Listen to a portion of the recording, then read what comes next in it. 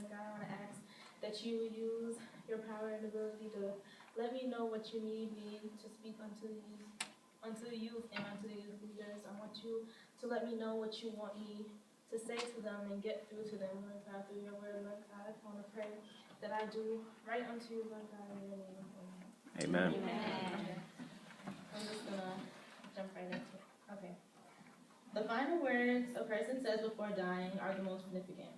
At the time of Jesus' crucifixion, he made 7 philosophical statements, and the third, my focus, refers to him fulfilling his responsibility as the oldest son. Okay, so please turn with me to John 19, verse 25 to 26. Okay. I got it? Okay. Oh, John 19, verse 25 to 26. Okay? Great. So, for the sake of time, I will read. Near the cross of Jesus stood his mother's sister, Mary, the wife of Clopas, and Mary the Magdalene. When Jesus saw his mother there and a disciple whom he loved standing nearby, he said to his mother, "Dear woman, here is your son." While on the cross, Jesus notices his mother and John, referred to as the beloved disciple in John 13, verse 23. You guys want to look for that? Although Jesus was placed to endure a grave amount of pain and anguish, his mind remains on the importance of his responsibility. In the Jewish culture, it's the oldest son's job, if the father is not available, to take care of the mother. So, being in the predicament that Jesus was in, nailed to the cross, being mocked and disrespected, he was well aware that death was getting closer and closer, so he made the final decision to hand over his responsibility to someone he trusted in. So, you know Jesus wasn't the only son, right? Yeah. Okay. So, you're probably thinking why he didn't just give the responsibility to the next one. I'm sorry.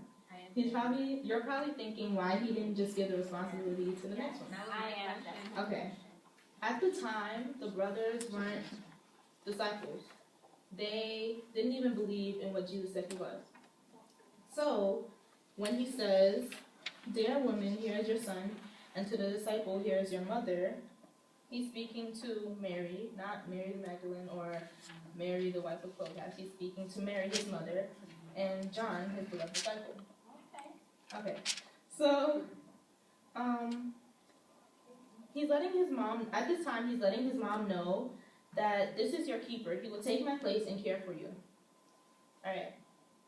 How would you guys feel if your son was on the cross dying for everyone, and you felt as though like he was being like disrespected and no one was really listening to what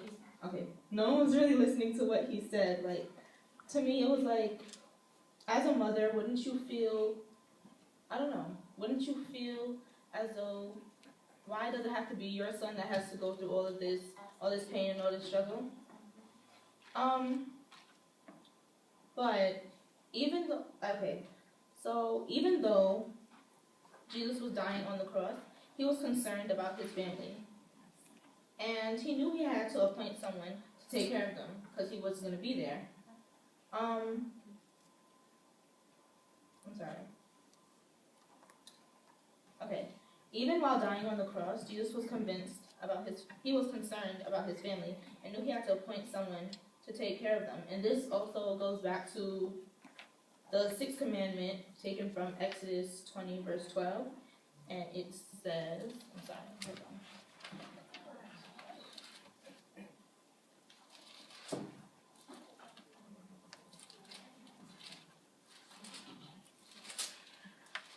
Okay, it says, "Honor your mother and your father, so that you may live long in the land the Lord your Father is giving you."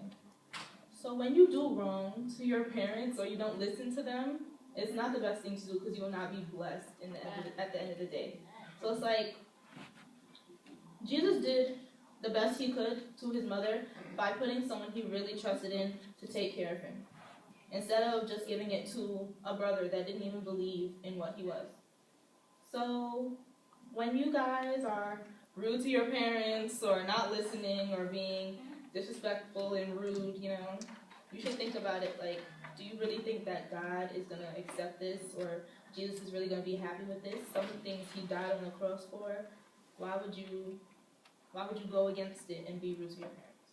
Okay, that's it, guys. Amen.